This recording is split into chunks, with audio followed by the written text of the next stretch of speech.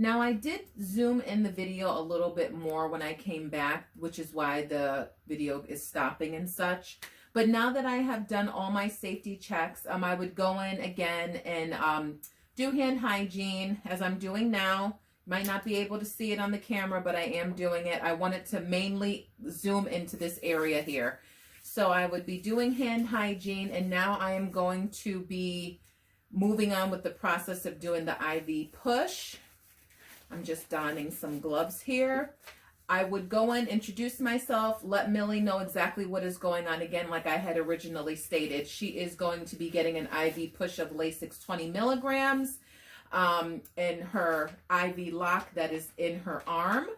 This is the area that I'm going to be doing it. And I do want to just point out some important things. First things first, I no longer need the needle on here. So it's inside here, as you can see. Hopefully you can see it.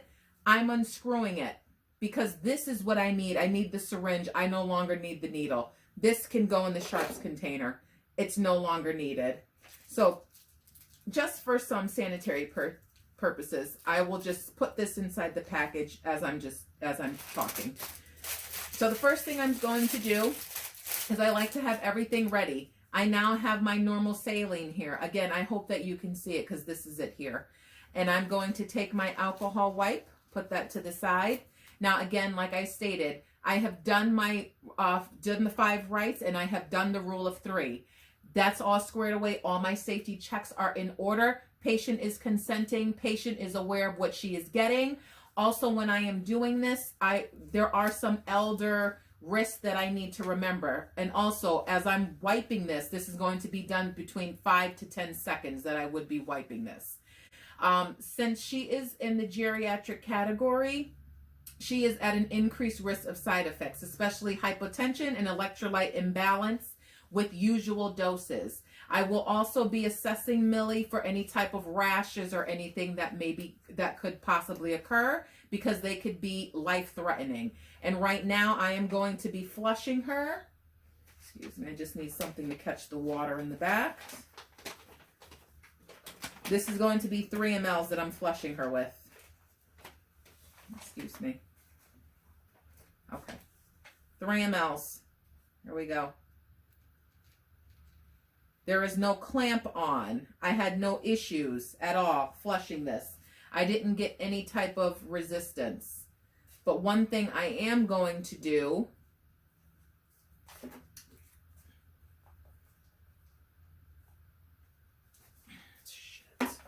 Hold on. There was something that I was supposed to have.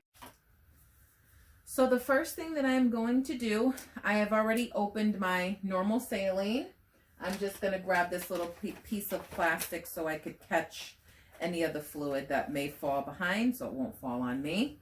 Now I have my alcohol wipe here. I am going to be wiping this for 5 to 10 seconds to make sure that it is nice and clean and I don't have any issues with any germs or any microbes, anything. We have to keep this area clean because this is going right into the patient's systemic system. So we have to make sure that that is kept clean. I am going to attach the normal saline. Pull back a little bit to get a little blood return. I see some blood return.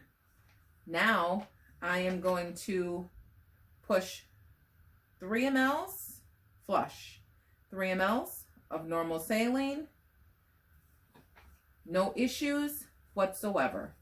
Now, since I've already removed the needle off of this, I'm going to quickly switch it over and put the Lasix in here into the IV lock. Take it off, put this down, put this in. And now it is in and it is ready to go. So this is ready to go. Now, the orders say to administer this over 2 minutes, and I'm sure that has a lot to do with the patient's age. So that's what we are going to do. And this may be a fast 2 minutes, like I said, to save time for the recording, but it would be over a period of 2 minutes. In small increments, I would be injecting this over a 2-minute time frame.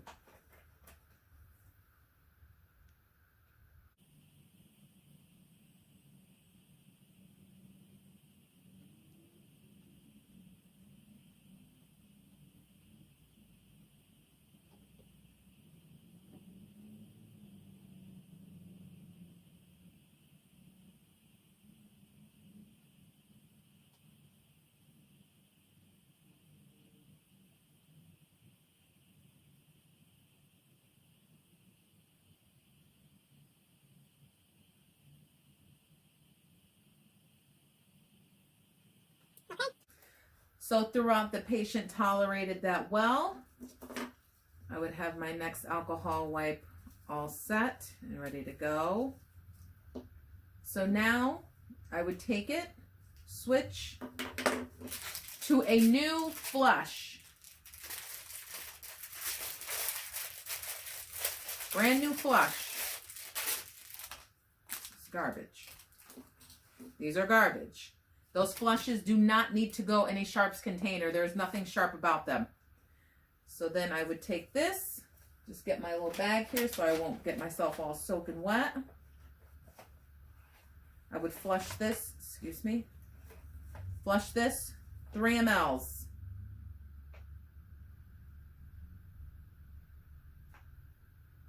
Three mL slowly. You don't need to be a speed demon doing this. 3 mLs. Now there is a little lock here on this IV lock. Close it. We don't need any of the medication coming back out. Take this, garbage, new alcohol wipe. Bless me. New alcohol wipe, wipe. Make sure that this is all clean. We don't want any types of, germs or anything getting inside here. Garbage. I personally like to take this and wrap it up with the gauze on top just to keep it clean when it's not in use. So that's a good little rule of thumb. I have yet to come across any type of cap for this type of hub, but I like to do this throughout the entire procedure. I obviously would do this, remove my gloves, perform hand hygiene again, but I would be washing my hands at this point. I would be documenting the MAR, my initials in the injection site.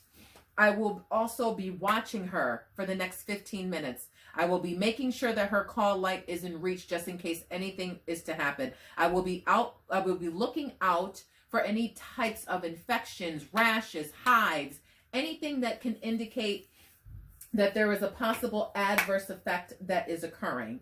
Again, we would need to watch her because she is in the geriatric category and she is a diabetic. As long as she's okay, I will document in my notes that she tolerated the procedure well, and that is all.